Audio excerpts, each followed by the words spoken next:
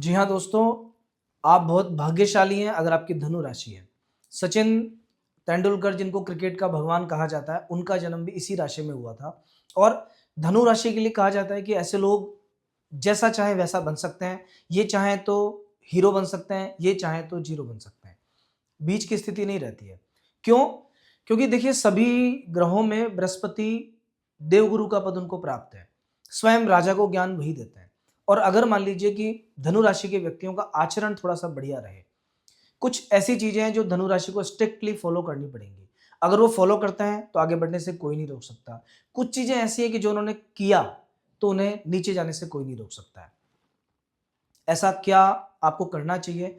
कौन-सा परिवर्तन अपने नेचर में लाना चाहिए? कौन-सी आदतों को आपको छोड़ना है? इन सभी के बारे में बहुत बारीकी से मैं आपको इस वीडियो में आपको समझाने वाला हूँ। इतना ही नहीं, अभी 4 ग्रहों का गोचर चेंज हुआ है।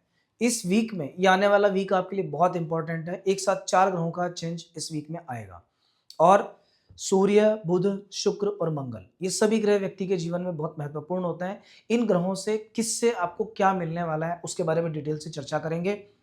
इसके साथ ही जो आने वाले 7 दिन है 12 से 18 तारीख तक का, इन 7 दिनों के अंदर एक-एक दिन आपका कैसा जाएगा उसके बारे में आपको बताएँगे, जिससे आप इन दिनों को प्लान कर सको, खराब दिनों में बच सको, अच्छे दिनों का फ़ायदा उठा सको। बिना टाइम वेस्ट किए हम शुरू करते हैं और अगर आपने हमारे चैनल को अभी तक फॉलो नहीं किया तो प्लीज़ आप सब्सक्राइब कर लीजिए। तो देखिए, सबसे पहली चीज़ हम स्टार्ट करेंगे आने वाले 7 दिनों के हिसाब से। 12 तारीख से सप्ताह स्टार्ट है, 12 और 13। इन 2 दिनों में 11th हाउस में चंद्रमा विराजमान रहेंगे। चंद्रमा ज्योतिष शास्त्र में मन के कारक होते हैं। चंद्रमा से ही राशिफल चलता है। जैसा चंद्रमा आगे घूमेगा वैसा-वैसा व्यक्ति के मतलब मन जैसा काम करवाएगा, वैसा व्यक्ति काम करेगा।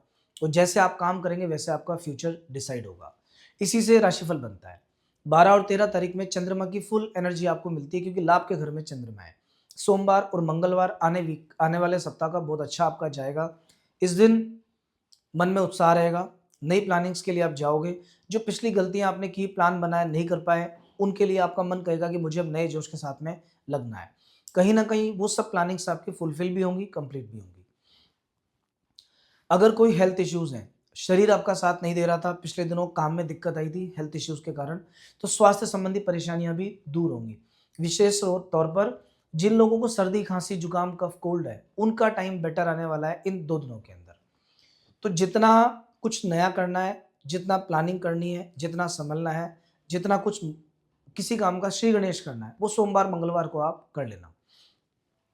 14 एंड 15 ये 2 दिन मैंने लिखा है सबसे खराब। क्यों लिखा है? एक तो 12वें घर में चंद्रमा, 12वां घर होता है त्रिक भाव। त्रिक भाव में चंद्रमा का जाना बहुत खराब होता है।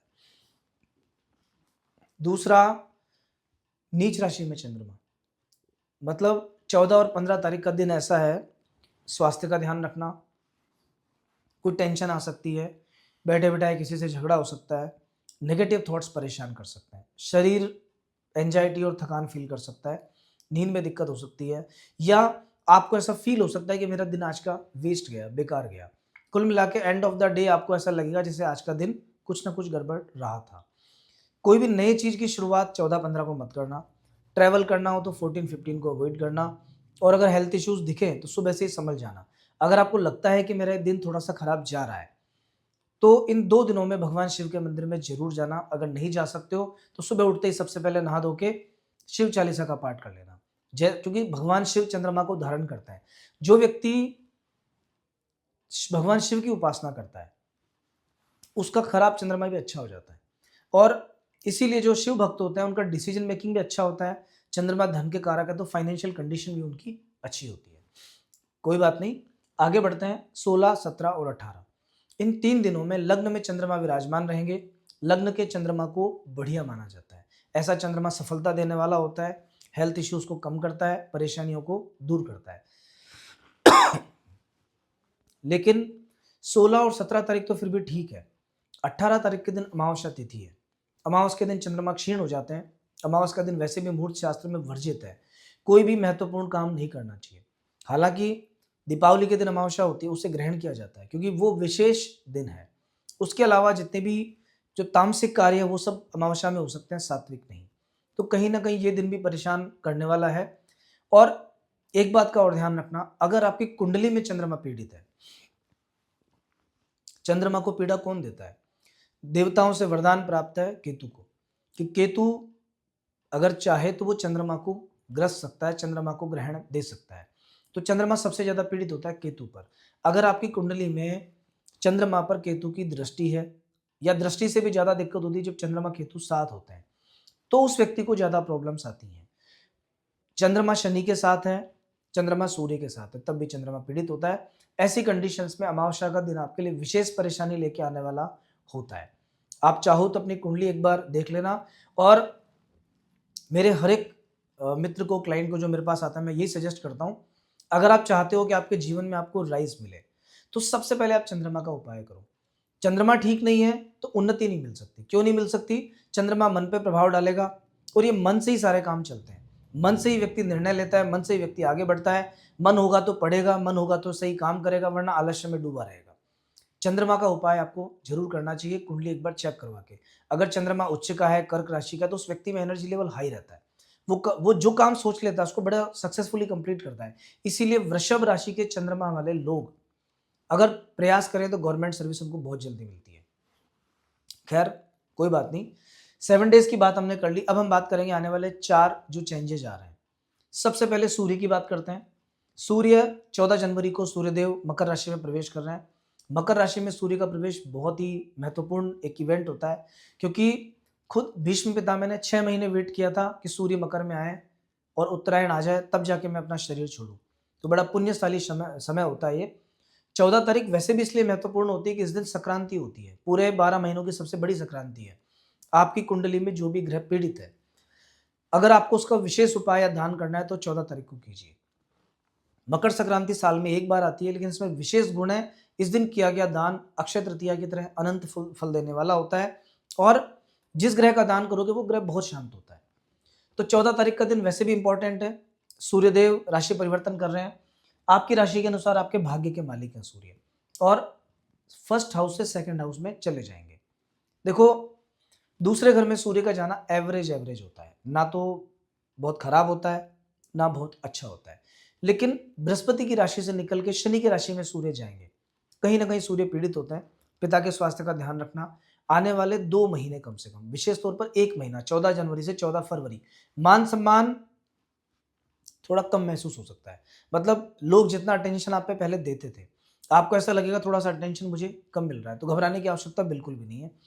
अगर आपको हेडेक बहुत रहता है, हार्ट से जुड़ी डिजीज है, तो थोड़ा संभल जाना। बीपी बहुत रहता है तो थोड़ा संभल जाना, बट फिर भी कोई बहुत प्रॉब्लम्स आपको नहीं है।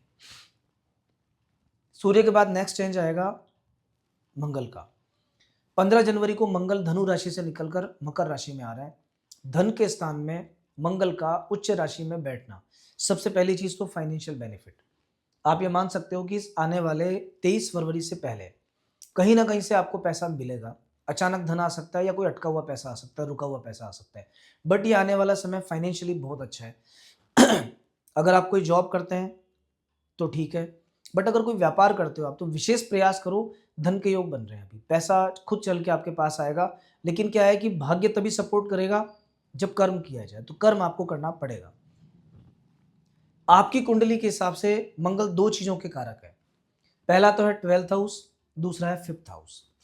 5वां घर होता है आकस्मिक धन लाभ का, पंचम भाव होता है शेयर मार्केट का, और 12वां घर होता है विदेश का, पाँव में प्रॉब्लम्स का, या विदेश से जो भी फायदा होता है उसका।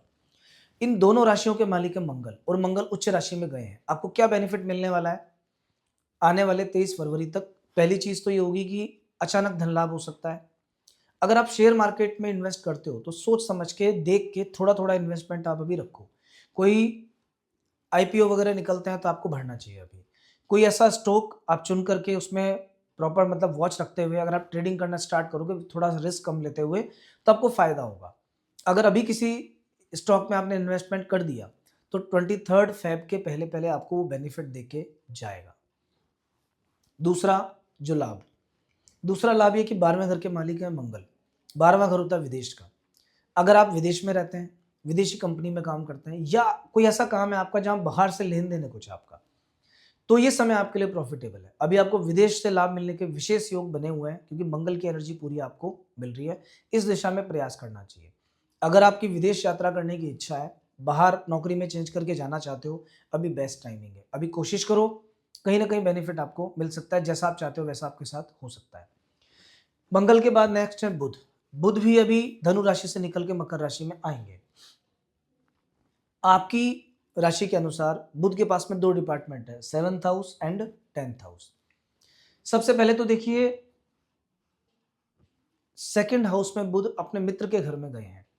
पहले थे शत्रु के घर में, क्योंकि बृहस्पति और बुध में मित्रता नहीं है, लेकिन अब गए हैं अपने मित्र के घर में, शनि के घर में। और शनि बुध को परम मित्र मानते हैं।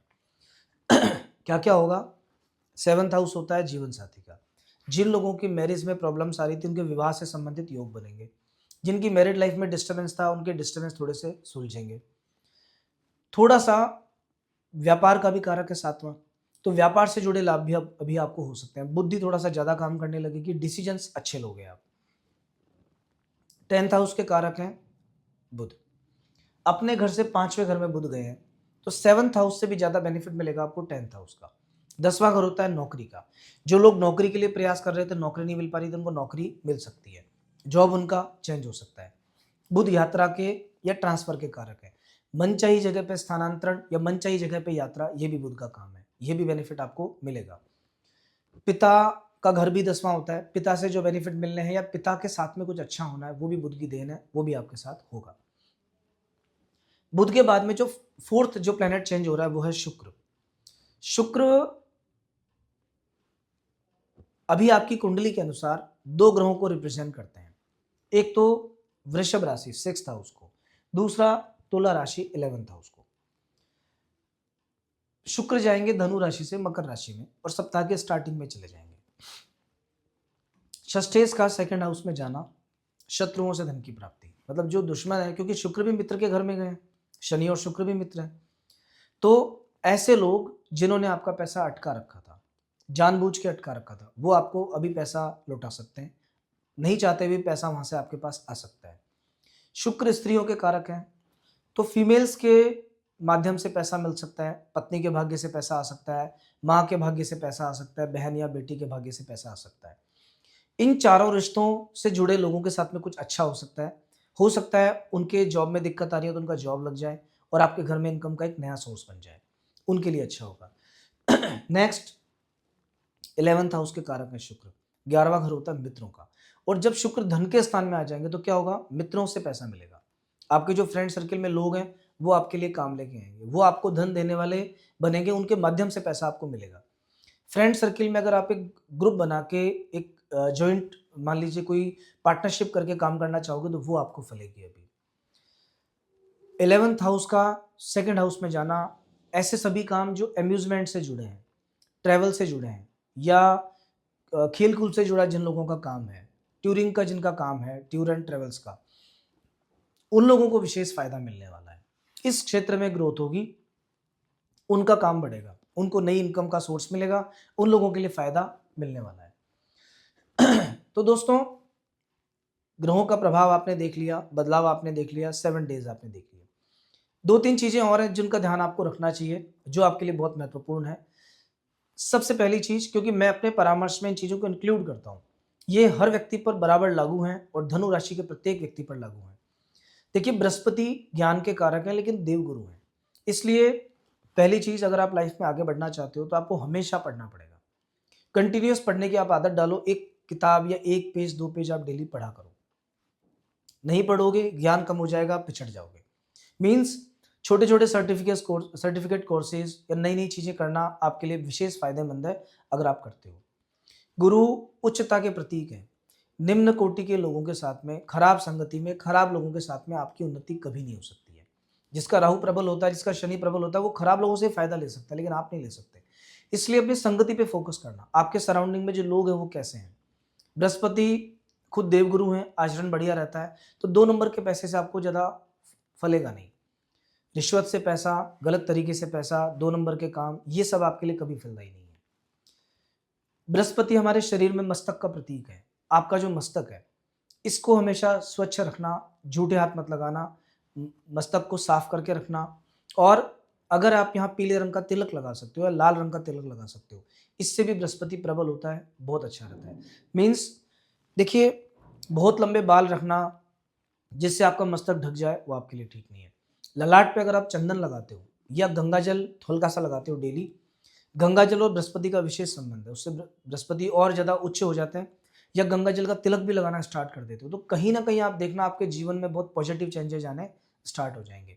और एक लास्ट बात, अगर आपकी कुंडली अलाउ करती है, तो आपकी कुंडली के अनुसार देखने के बाद में आपको बृहस्पति का जो स्टोन है पुखराज, अगर ये सुटेबल है, मीन्स अगर धनु राशि के साथ आपकी कर्क लग्न है, धनु लग्न है, मीन लग्न है, मेष लग्न है, या वृश्चिक लग्न है, या सिंह लग्न है, इस लग्न के लोगों को पुखराज पहनाया जा सकता है कुंडली देखने के बाद में। तो अगर आपके लिए भी सुटेबल है, तो भले ही आप 2 कैरेट का ही पुखराज पहनो, पर आप जरूर पहनो, क्योंकि जैसे आप पुखराज पहनोगे वो आपकी किस्मत को बदल देगा।